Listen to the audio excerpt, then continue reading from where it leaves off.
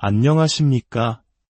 혼란스럽고 복잡한 세상을 살아가는 우리 모두에게 잠시 멈추어 생각할 시간을 드리는 이 공간에 오신 것을 환영합니다.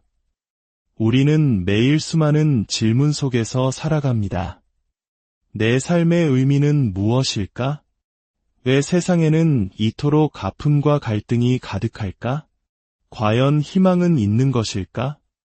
오늘 우리는 이 거대한 질문들에 대한 답을 성경의 지혜를 통해 찾아보는 여정을 떠나고자 합니다. 잠시 세상의 소음에서 벗어나 영혼을 위한 이야기에 귀 기울여 주십시오. 이 시간이 당신의 마음에 깊은 울림과 평안을 가져다 주기를 소망합니다.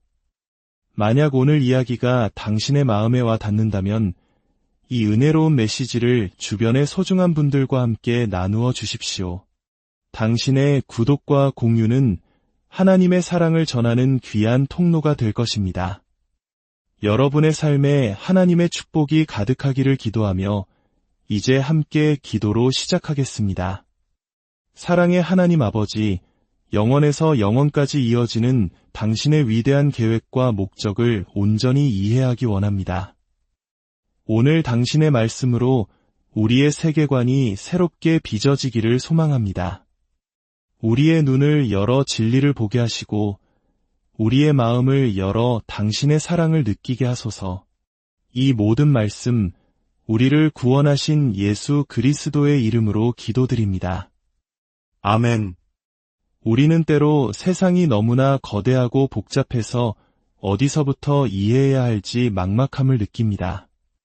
마치 끝을 알 수 없는 책의 중간부터 읽기 시작한 기분이라고 할까요? 하지만 모든 위대한 이야기에는 분명한 시작이 있습니다. 성경적 세계관, 즉 하나님께서 보여주시는 세상의 이야기는 아주 간단한 4개의 단어로 요약될 수 있습니다. 바로 선함, 타락, 새로움, 그리고 완전함입니다. 첫째, 선함입니다. 우리는 이야기의 가장 처음으로 돌아가야 합니다. 창세기 1장은 이렇게 시작합니다.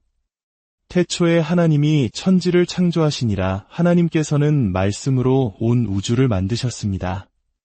빛과 어둠, 하늘과 땅, 바다와 식물, 그리고 온갖 생물들을 지으셨습니다. 그리고 그 창조의 정점에 하나님께서는 자신의 형상을 따라 사람을 만드셨습니다. 남자와 여자를 창조하시고 그들에게 복을 주셨습니다. 하나님께서는 자신이 만드신 모든 것을 보시고 보시기에 심히 좋았더라 라고 말씀하셨습니다. 좋았다가 아니라 심히 좋았다는 것은 그 상태가 완벽했음을 의미합니다. 흠 하나 없는 완전한 조화와 아름다움, 그것이 바로 세상의 시작이었습니다. 하나님은 모든 것을 아시고 모든 마음을 꿰뚫어 보시며 그 어떤 비밀도 숨길 수 없는 분이십니다. 우리는 그분의 권위 아래, 그분의 통치 아래 있는 존재입니다. 하늘의 별들과 밤낮의 순환이 그분의 영광을 선포하고 우리의 양심 깊은 곳에 새겨진 도덕률이 그분의 존재를 증언합니다. 하나님께서는 모든 사람의 마음에 영원을 사모하는 마음을 심어두셨습니다. 그래서 우리는 유한한 삶 속에서도 무한한 것을 갈망하는 것입니다. 이 세상이 전부가 아님을 본능적으로 아는 것이죠.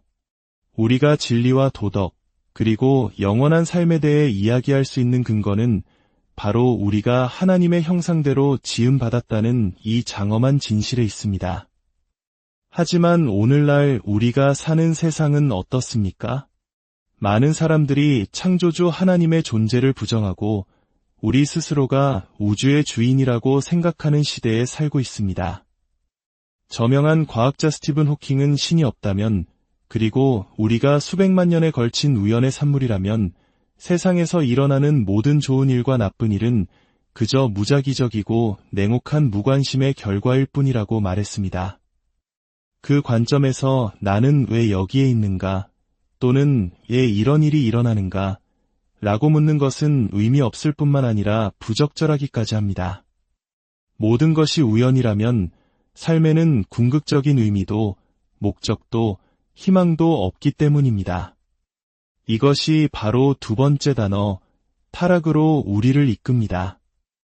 오늘날 우리가 경험하는 세상은 하나님께서 처음 만드신 그 완벽한 세상이 아닙니다. 인간의 불순종으로 인해 망가진 세상입니다. 창세기는 하나님께서 완벽한 동산에 두셨던 첫사람, 아담과 하와가 뱀의 거짓말에 귀를 기울였다고 기록합니다. 너희가 결코 죽지 아니하리라. 너희가 그것을 먹는 날에는 너희 눈이 밝아져 하나님과 같이 되어 선악을 알 줄 하나님이 아심이니라. 그들은 하나님의 선하심을 의심했고 그분의 지혜를 거절했으며 그분의 권위에 반역했습니다. 그 결과 그들은 하나님의 임재로부터 추방되었습니다. 이것이 바로 우리와 하나님 사이에 거대한 간극이 생긴 이유입니다. 왜 하나님이 그토록 멀게만 느껴지는 걸까요? 왜 우리는 창조주로부터 분리된 듯한 깊은 고독감과 상실감에 시달리는 걸까요? 철학자들은 이것이 단지 인간이 나약해서 만들어낸 환상일 뿐이라고 말하지만 성경은 분명히 말합니다. 죄로 인해 거룩하신 하나님과 죄인인 우리 사이에 건널 수 없는 경계가 생겼다고 말입니다. 우리는 우리 자신의 힘이나 노력으로는 결코 그 경계를 넘을 수 없습니다. 화해할 수 있는 유일한 길은 하나님께서 친히 그 경계를 뚫고 우리에게 오시는 것뿐입니다. 세상의 만연한 분노와 혼란을 보십시오. 사람들은 왜 그토록 분노에 차 있을까요? 어쩌면 우리는 만물의 재판장이신 하나님의 자리를 스스로 차지하려고 하기 때문일지도 모릅니다. 절대적인 진리나 심판의 기준이 없다고 믿게 되자 우리 자신이 그 기준이 되어 서로를 판단하고 정죄하기 시작한 것입니다. 내 생각은 틀렸어. 너를 취소하겠다. 너를 벌하겠다. 이 모든 것은 하나님을 잃어버린 세상이 스스로를 구원하려다 더 깊은 절망으로 빠져드는 모습입니다. 그렇다면 이 절망적인 상황에 희망은 없는 걸까요? 어떻게 하면 우리가 두려움 없이 하나님 앞에 설 수 있고 하나님께서 불쾌함 없이 우리를 바라보실 수 있을까요? 그 답이 바로 세 번째 단어, 새로움에 있습니다. 하나님을 거부한 이 어둡고 망가진 세상 속으로 하나님께서 직접 찾아오셨습니다. 이것은 우리가 지어낸 이야기가 아닙니다. 바로 예수 그리스도의 이야기입니다. 예수님의 탄생은 인류 역사의 중심을 가르는 분기점이 되었습니다. 우리는 예수님 이전 시대와 예수님 이후 시대로 역사를 나눕니다. 그만큼 그분의 오심은 역사적인 사실입니다. 예수님께서 이 땅에 오신 이유는 모든 것을 새롭게 하기 위함이었습니다. 우리의 죄를 대신하여 죽기 위해 오셨습니다. 우리는 친구들과 이웃들에게 두 가지 중요한 사실을 말해주어야 합니다. 첫째, 우리 모두는 예외 없이 하나님의 형상대로 만들어진 존귀한 존재라는 것입니다. 우리의 배경, 피부색, 지적 능력과 상관없이 어머니의 자궁에서 잉태된 모든 생명은 전능하신 하나님의 목적 있는 계획의 결과입니다. 둘째, 그와 동시에 우리 모두는 하나님 앞에서 죄인이며 우리 스스로를 구원할 수 없다는 것입니다. 복음의 좋은 소식은 바로 이것입니다. 우리의 엉망진창으로 망가진 삶이 예수 그리스도께서 하신 일로 인해 회복되고 새로워지며 이전보다 더 나은 모습으로 재창조될 수 있다는 것입니다. 예수님께서는 우리가 받아야 할 심판을 대신 받으셨고 우리가 받을 자격이 없는 용서를 우리에게 베푸셨습니다. 그분은 우리의 모든 죄와 허물을 가져가시고 당신의 의로움을 우리에게 입혀주셨습니다. 이 놀라운 소식을 들으면 모든 사람이 즉시 일어나 정말 환상적인 이야기군요. 라고 외칠 것 같지만 현실은 그렇지 않습니다. 왜일까요? 이 복음은 우리의 교만을 건드리기 때문입니다. 지적인 교만, 그리고 도덕적인 교만입니다. 어떤 사람은 나는 그런 비과학적인 이야기를 믿기에는 너무 똑똑해. 2000년 전 갈릴리의 한 목수가 십자가에서 죽은 것이 온 세상의 문제에 대한 해답이라니 말도 안 돼 라고 말합니다. 또 어떤 사람은 나는 다른 사람에게 해를 끼치지 않고 나름대로 선하게 살아왔어. 나를 위해 누가 대신 죽을 필요는 없어 라고 말하며 도덕적 교만을 내세웁니다. 결국 세상에는 두 종류의 사람이 있습니다. 우리는 이 문제를 해결할 수 있어 라고 말하는 사람들과 도와주세요 라고 외치는 사람들입니다. 오늘 당신은 어디에 서 계십니까? 당신의 친구와 이웃들은 복음의 증거를 살펴보고 부족하다고 결론 내린 것이 아닙니다. 사실은 그 증거를 제대로 살펴본 적조차 없는 경우가 대부분입니다. 한때 한 나라의 최고 권력자의 최측근으로 해결사로 불리며 막강한 힘을 휘둘렀던 한 남자의 이야기가 있습니다. 그는 누구보다 똑똑하고 강인했지만 결국 권력의 남용으로 감옥에 가게 되었습니다. 모든 것을 잃고 절망에 빠져 있을 때 한 친구가 그를 찾아와 조용히 말했습니다. 당신의 진짜 문제는 교만입니다. 그것 때문에 하나님을 믿지 못하는 겁니다. 그 말을 듣고 친구의 집을 나선 그는 자신의 차에 앉아 어린아이처럼 흐느껴 울었다고 합니다. 한 번도 자신의 나약함을 인정해 본 적 없었던 그 해결사는 친구의 용기 있는 지적 앞에서 마침내 무너졌고 바로 그 자리에서 도와주세요 라고 부르짖으며 예수님을 만났습니다. 하나님께서 당신의 삶에도 이런 친구를 보내주신 적이 있습니까?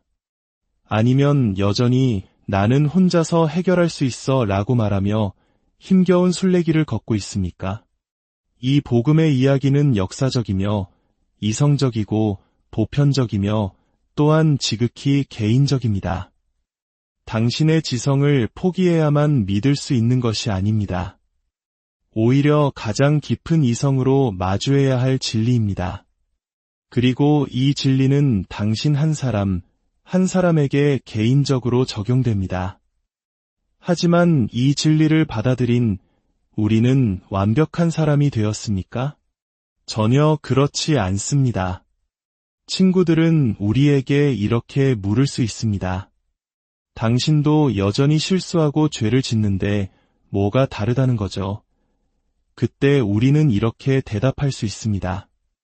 네, 맞습니다. 하지만 하나님께서는 저를 의롭다고 선언해 주셨고 지금은 그 선언에 걸맞은 사람으로 저를 만들어 가시는 과정 중에 있습니다. 이것이 바로 마지막 네 번째 단어, 완전함으로 우리를 인도합니다. 요한은 이렇게 기록합니다. 보라, 아버지께서 어떠한 사랑을 우리에게 베푸사 하나님의 자녀라 일컬음을 받게 하셨는가. 우리가 지금은 하나님의 자녀라 장래에 어떻게 될지는 아직 나타나지 아니하였으나 그가 나타나시면 우리가 그와 같을 줄을 아는 것은 언젠가 하나님께서는 새 하늘과 새 땅을 창조하실 것입니다. 그곳에는 더 이상 암도, 슬픔도, 눈물도, 강을 막는 플라스틱 병도, 그 어떤 아픔도 없는 완전한 곳입니다. 이 약속은 우리에게 지금 우리가 살고 있는 이 세상을 잘 돌봐야 한다는 책임감을 줍니다. 동시에 궁극적으로는 창조주께서 모든 것을 주관하고 계시니 안심하라는 위로를 줍니다.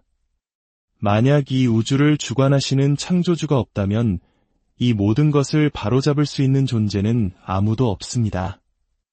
그것이 바로 세상이 그토록 모든 것을 스스로 해결하려고 안간힘을 쓰며 불안해하는 이유입니다.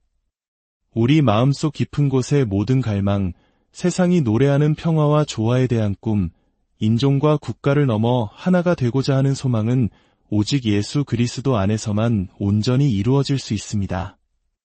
예수님께서 말씀하셨습니다. 수고하고 무거운 짐진 자들아, 다 내게로 오라 내가 너희를 쉬게 하리라.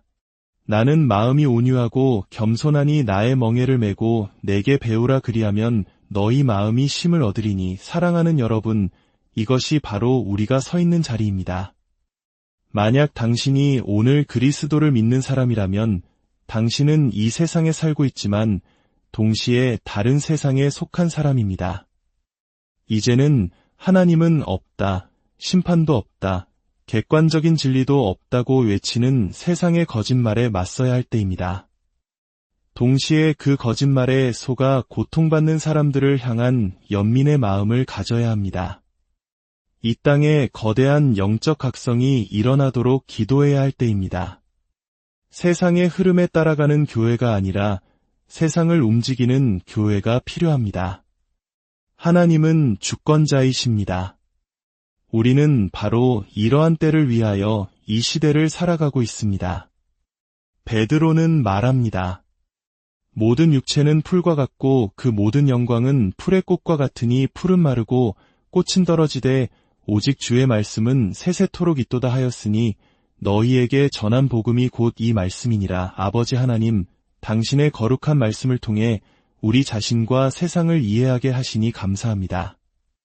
이 혼란한 시대를 살아갈 때 우리에게 은혜와 친절, 자비와 분별력을 더하여 주소서. 망가진 세상이 어떻게 새로워질 수 있는지 묻는 사람들에게 예수님을 만나보세요 라고 담대히 말할 수 있는 용기를 주옵소서.